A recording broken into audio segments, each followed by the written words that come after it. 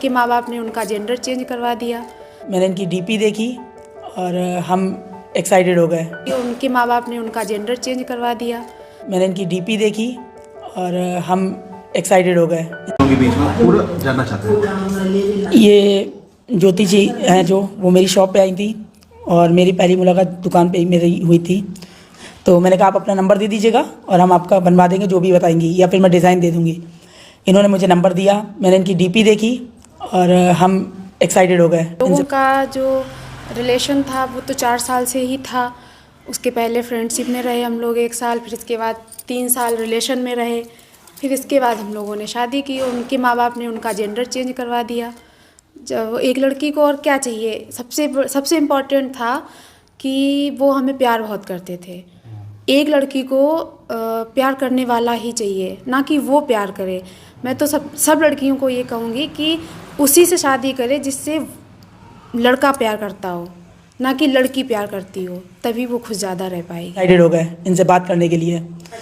हाँ, फिर मैंने रात के में भी 12:30 बजे इनको डायरेक्ट कॉल कर दिया और फिर मैंने इनसे बात किया। तो मैंने डायरेक्ट बोल दिया कि हम तुम्हें पसंद करते हैं और तुम मेरी गर्लफ्रेंड बन जाओ।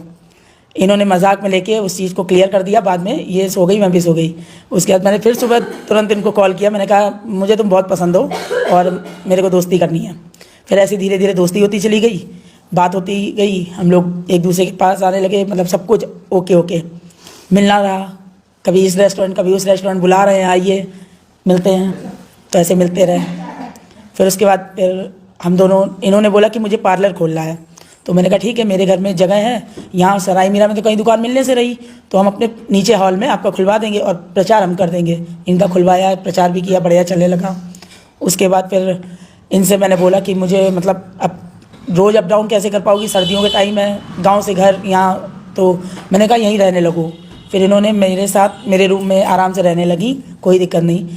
फिर मम्मी पापा से मैंने बोला कि मुझे ज्योति के साथ पूरी लाइफ गुजारनी है, मुझे शादी वादी नहीं करनी किसी और से, मुझे लड़के से नहीं करनी, मुझे ज्योति से करनी है। मम्मी पापा को पहले तो पापा को गुस्सा आया, बोले ये सब क्या है। फिर पापा ने बोला कि जब मेरी बड़ी दीदी ने सोनी दीदी ने जब इन पापा जी को समझाई पूरी बात, तब उनके समझ में आया कि हाँ ऐसा भी होता है दुनिया में, कि बिल्कुल, क्योंकि मेरा जो हार्मोन्स है वो बॉयज़ की तरह था, ना कि गर्ल्स की तरह। तो मेरी दीदी ने समझाया तो पापा ने समझा, फिर उसके बाद ज्योति और मेरे को एग्री कर लिया। फिर हम दोनों ने शादी करने का, लेकिन शादी से पहले हमारा मन ये था कि हम शादी तब करेंगे जब हम अपना जेंडर चेंज करा लेंगे। फिर मैंने दिल्ली में और लखनऊ में डॉक्टरों से बात किया, तो मुझे दिल्ली से ज़्यादा लखनऊ बेटर लगा, क्योंकि पास था और मेरे को आसान भी था जाना आना। फिर मेरा ऑपरेशन हुआ सन 2023 में और अभी भी इंजेक्शन वगैरह लगते हैं, बस यही सब हो रहा है।